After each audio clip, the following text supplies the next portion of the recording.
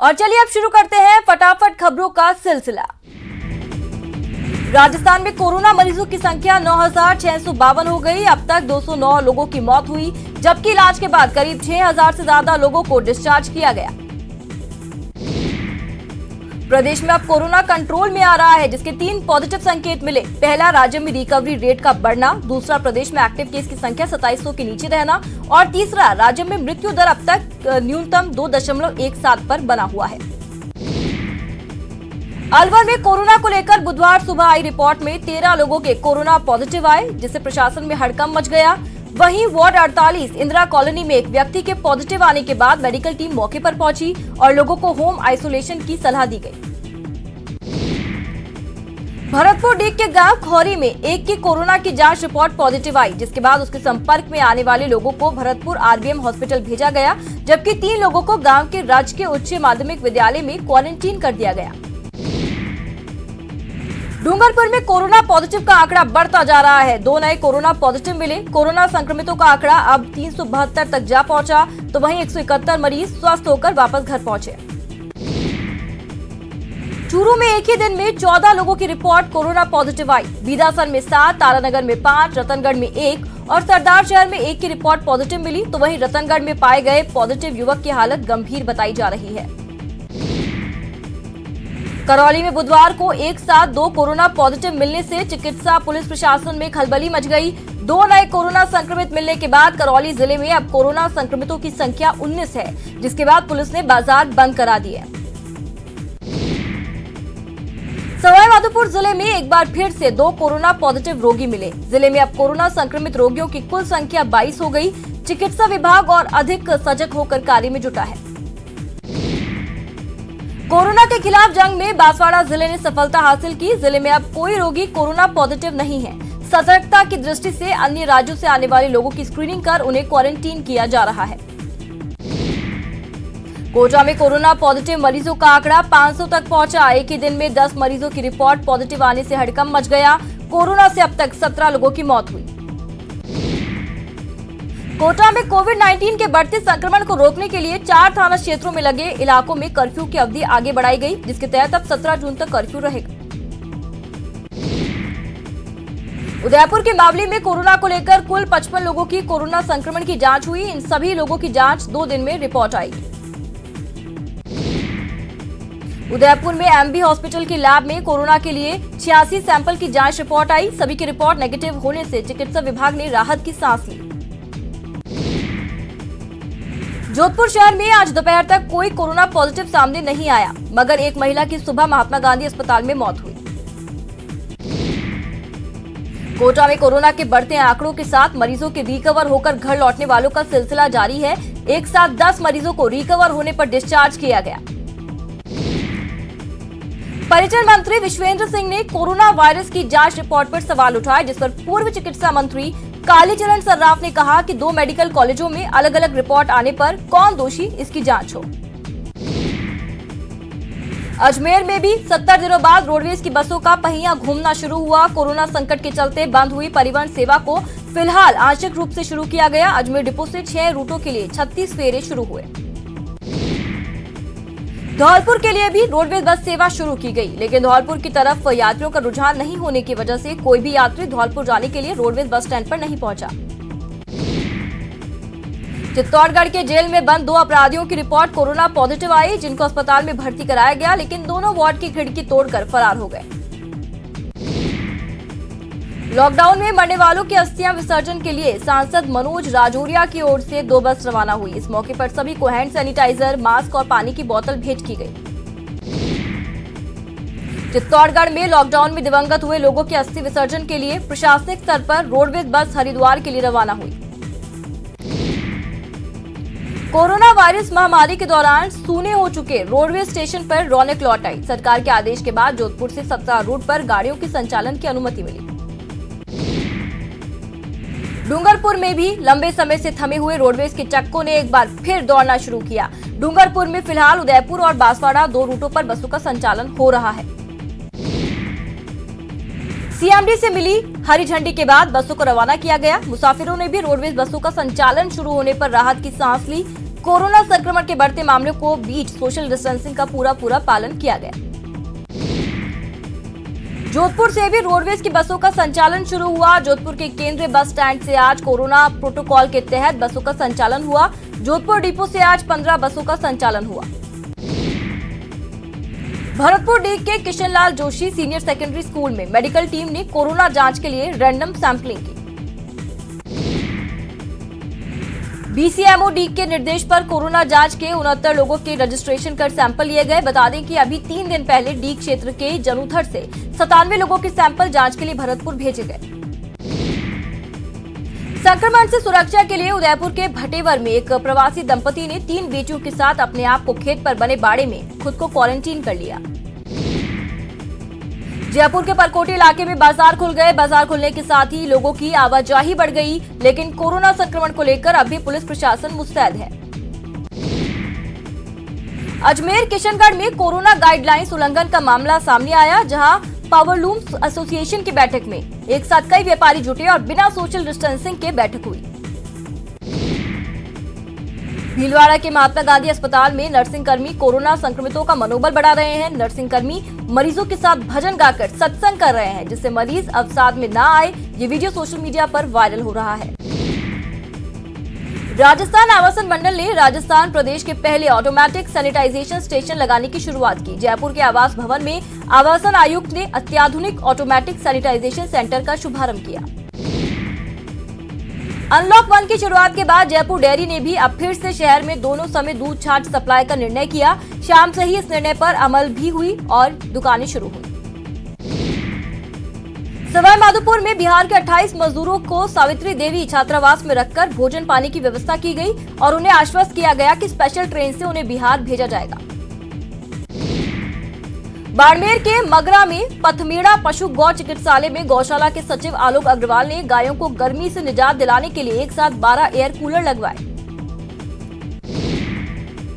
दौसा में पुलिस सेवा में ड्यूटी के दौरान दिवंगत हुए पुलिसकर्मियों के परिवारों को सहायता राशि के चेक सौंपे गए। दौसा एसपी प्रहलाद सिंह की पहल पर सभी अधिकारी और कर्मचारियों ने दिवंगत पुलिसकर्मियों के लिए एक दिन का वेतन दिया और उस वेतन के माध्यम से जमा हुई सहायता राशि को दिवंगत पुलिसकर्मियों के आश्रितों को बांटा गया। अजमेर के टीबी हॉस्पिटल में दानदाताओं ने एक वाटर कूलर भेंट किया, जिससे अस्पताल आने वाले मरीजों और परिजनों के समेत अस्पताल स्टाफ को ठंडा पानी मिलेगा। अजमेर बीजेपी ओबीसी मोर्चा की ओर से मनरेगा में काम कर रहे श्रमिकों को कोरोना से बचने के लिए सुरक्षा किट भेंट किए गए। बीकानेर की खाजूवाला पुलिस ने आज सामाजिक सरोकार निभाते हुए एक बेसहारा दिव्यांग को हरप्रभ आश्रम पदमपुर को सौंप दिया। राजस्थान हाईकोर्ट जोधपुर के अधिवक्ताओं की ओर से निःशुल्क मास्क फल वितरण किए गए। ये निःशुल्क मास्क वितरण कार्यक्रम पंडित दीनदयाल दवे चैरिटेबल ट्रस्ट के बैनर तले किया गया। कोटा में पहली बार परकोटा क्षेत्र में सराहनीय कार्य करने पर बिजली विभाग के कर्मचारियों और अधिकारियों का स्वागत किया गया। सवाईमाधोपुर में खिदमतगार ग्रुप 65 ड्राइवर एवं कंडक्टर के लिए मसीहा बना, जिसके तहत ग्रुप ने ड्राइवर और कंडक्टर्स को खाद्य सामग्री के किट निःशुल्क रूप से वितरित किए।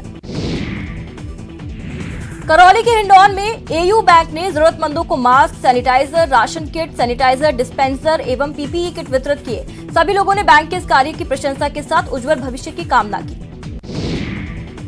श्रीगंगानगर में बीजेपी नेता राजेंद्र राठौड़ सीआई बिश्नोई को श्रद्धांजलि देने पहुंचे। इस दौरान राठौड़ ने शोक संतप्त परिवार को सांत्वना दी और सीएम अशोक गहलोत से सीबीआई जांच की मांग की।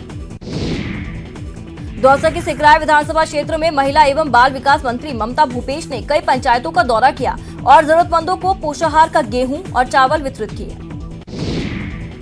टॉक में सांसद सुखबीर सिंह जौनापुरिया ने 2 अलग अलग बैठकों में शिरकत की। बैठक में लॉकडाउन के दौरान पशुपालकों को किस तरह राहत प्रदान की जाए और साथ ही भविष्य की योजनाओं को लेकर चर्चा हुई। राजस्थान सरकार के अल्पसंख्यक मामलात मंत्री सालेह मोहम्मद एक दिवसीय दौरे पर पोखरण पहुंचे। मंत्री सालेह मोहम्मद ने नगरपालिका परिसर में बने लाखों रुपए की लागत से नवनिर्मित भवन का लोकार्पण किया। भरतपुर से बीजेपी विधायक अनीता सिंह गुर्जर ने प्रशासन को कोरोना से लड़ने में पूरी तरह से विफल बताया। पूर्व विधायक का कहना है कि कस्बे के कुछ वार्ड में लगे कर्फ्यू का प्रशासन पालन करवाने में विफल है। झुंझुनू के खेतड़ी नगर में शराब ठेके पर दिन दहाड़े फायरिंग करने वाले 2 आरोपियों को पुलिस ने 12 घंटे के अंदर ही गिरफ्तार कर लिया। राजधानी जयपुर के राजा पार्क में एक व्यापारी से सम्मोहित कर लूट की वारदात सामने आई। घटना अंबे टॉय शॉप की है। दुकान पर खाना मांगने एक युवक आया और उसने व्यापारी को सम्मोहित कर वारदात को अंजाम दिया।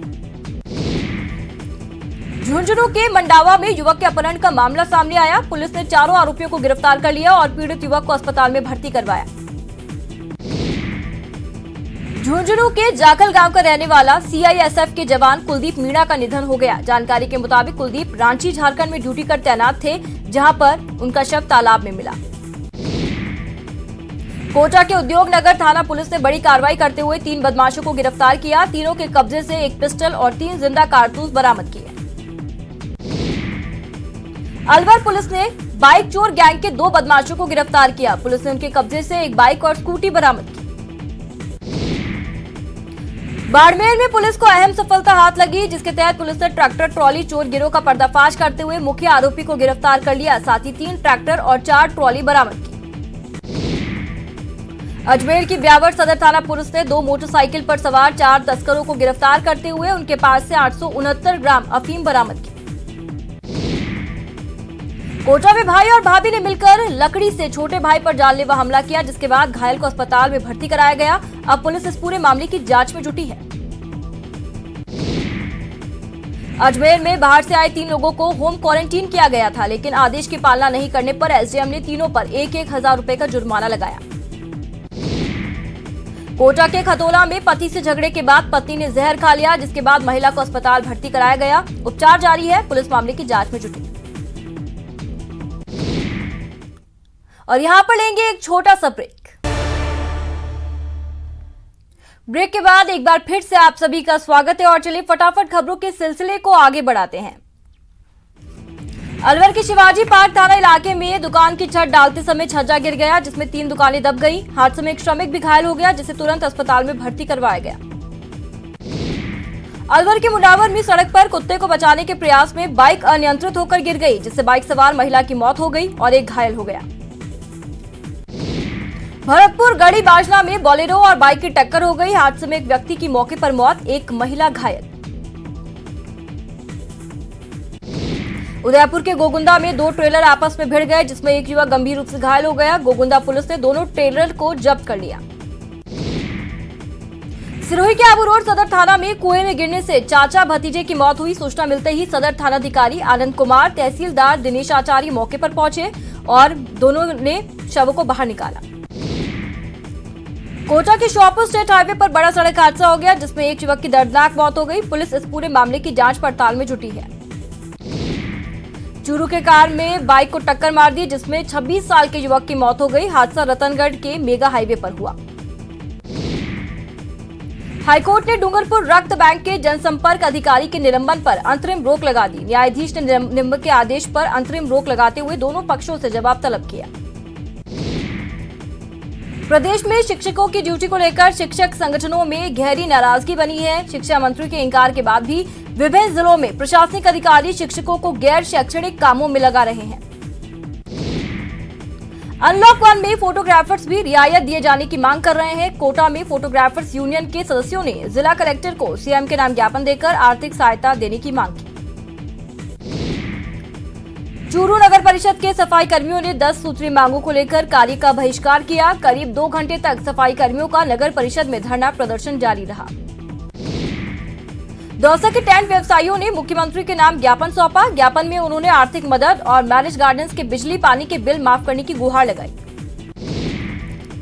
अनूपगढ़ के व्यापारिक संगठनों ने बैठक का आयोजन किया, जिसमें बाजार हर रोज शाम 6 बजे बंद करने का निर्णय लिया गया और रविवार को बाजार पूरी तरह से बंद करने पर सहमति बनी। प्रतापगढ़ के छोटी सादड़ी क्षेत्र में आवंटित भूमि पर जबरन मनरेगा कार्य चलाए जाने पर लोगों ने विरोध जताया। लोगों ने एसडीएम को कार्य रुकवाने को लेकर ज्ञापन सौंपा।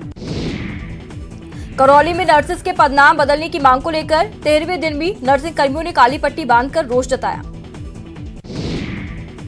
बारा की ग्राम पंचायत कुंजेड़ के उदपुरिया गांव में मनरेगा के तहत किए गए भुगतान को लेकर श्रमिकों में आक्रोश। इसी को लेकर श्रमिकों ने प्रदर्शन किया। बारां में मुनीब गुमास्ता संघ ने पुलिस की ओर से की गई मारपीट का विरोध किया। संघ ने मंडी सचिव को ज्ञापन देकर कार्रवाई की मांग की। सोशल मीडिया पर कुछ तस्वीरें जमकर वायरल हो रही हैं। इन तस्वीरों में छोटे दुकानदार हाथों में तख्तियां लिए हैं जिन पर लिखा है कि मेरी दुकान भले ही छोटी है लेकिन मेरी छोटी नहीं, मैं चाइना का सामान नहीं बेचूंगा। अजमेर में निजी बस संचालकों ने आरटीओ ऑफिस के बाहर अपनी मांगों को लेकर प्रदर्शन किया और ज्ञापन सौंपा। बीकानेर के बीएलओ ने अपनी मांगों को लेकर गांधी पार्क में मीटिंग का आयोजन किया। ड्यूटी को लंबे समय से रोटेट नहीं किए जाने को लेकर बीएलओ ने नाराजगी जताई। बीकानेर में राशन नहीं मिलने से परेशान लोगों ने जिला रसद अधिकारी कार्यालय पर अपना रोष जताया। कार्यालय के आगे लोगों की भारी भीड़ देखी गई। भरतपुर बयाना के सरकारी महाविद्यालय परिसर में गेहूं, सरसों, चना की समर्थन मूल्य पर खरीद की जा रही है, जहां तौल में गड़बड़ी को लेकर किसानों ने कृषि उपज मंडी समिति के खिलाफ विरोध प्रदर्शन शुरू किया। यहां मरीजों को देखने के लिए कोई चिकित्सक नहीं पहुंच रहा और न ही उन्हें दवाइयां दी जा रही है। इतना ही नहीं, घटिया किस्म का खाना भी दिया जा रहा है। सेंटर में चारों तरफ गंदगी का आलम है। सवाईमाधोपुर में कोरोना संक्रमण स्थिति नियंत्रण में है, जिसके चलते कई होटल्स में क्वारंटीन सेंटर्स बनाए जाने का निर्णय जिला प्रशासन ने वापस ले लिया। सवाईमाधोपुर के कलेक्ट्रेट सभागार में केंद्रीय सहकारी बैंक की योजनाओं की समीक्षा बैठक हुई, जिसमें कलेक्टर पहाड़िया ने बैंक की संचालित विभिन्न योजनाओं की प्रगति की समीक्षा की और लाभ को बढ़ाने पर जोर दिया। उदयपुर नगर निगम द्वारा आयोजित ई प्रतियोगिता के परिणाम 10 जून को घोषित किए जाएंगे। जोधपुर के केंद्रीय बस स्टैंड पर आज से बस सेवा शुरू हो गई। रोडवेज बस स्टैंड पर कुछ व्यापारियों ने अपनी दुकान खोली, लेकिन ग्राहक नहीं होने के चलते परेशान नजर आए। उदयपुर के मावली तहसील में रक्तदान शिविर का आयोजन हुआ। शहीद लांस नायक शव राजेंद्र सिंह के 19वें शहीद दिवस के मौके पर शिविर का आयोजन किया गया। करौली में पशुपालन विभाग मानसून से पहले पशुओं में गलघोटू संक्रमण रोकने के लिए टीकाकरण कर रहा है, जिसके तहत 120 से अधिक पशुओं का टीकाकरण किया गया। कोटा के एमबीएस अस्पताल में डॉक्टर्स ने एक सफल ऑपरेशन किया, जिसके तहत 1 साल की बच्ची की श्वास नली में फंसे मोती को बाहर निकाला गया। उदयपुर जिले के लसाड़िया इलाके के सिंघावतों का खेड़ा में बरगद का वृक्ष करीब 400 सालों पुराना है। पर्यावरणविद भी इस पुराने बरगद के पेड़ को देखने आते हैं। कोरोना से बचने के लिए रातानाड़ा क्षेत्र में रहने वाले गणेश पालीवाल ने अपने क्षेत्र के बुजुर्गों को घर घर जाकर काढ़ा पिलाया, जिसके चलते बुजुर्गों के इम्यून सिस्टम मजबूत होगा। राजस्थान यूनिवर्सिटी कैंपस में लक्कड़बग्गा दिखने से हड़कंप मच गया। स्टूडेंट्स ने लक्कड़बग्गे का वीडियो बना लिया। झालाना वन क्षेत्र से कैंपस में अक्सर वन्यजीव आते हैं। कोटा में आज मौसम के 2 रूप नजर आए। दोपहर तक तेज धूप की गर्मी ने जिले वासियों को गर्मी से परेशान रखा। इसके बाद आसमान में घने काले बादल छाए और तेज आंधी चली। चूरू जिले में आंधी और बारिश से मौसम का मिजाज बदल गया। रेत के बवंडर के साथ आई तेज आंधी के चलते तकरीबन 1 दर्जन बिजली के पोल धराशायी हो गए। कोरोना संक्रमण के दौर में बाड़मेर में 3 दिन जबरदस्त आंधी के नाम रहे। रेतीले गुबार से शहर पूरे आगोश में आ गया। वाहन चालकों को भी काफी दिक्कतों का सामना करना पड़ा। चूरू समेत आसपास के क्षेत्रों में जोरदार बारिश के बाद किसान खेतों में खरीफ फसलों की बुआई में जुट गए हैं। अच्छी बारिश होने से किसानों के चेहरे खिल उठे। और इसी के साथ इस बुलेटिन में बस इतना ही। नमस्कार।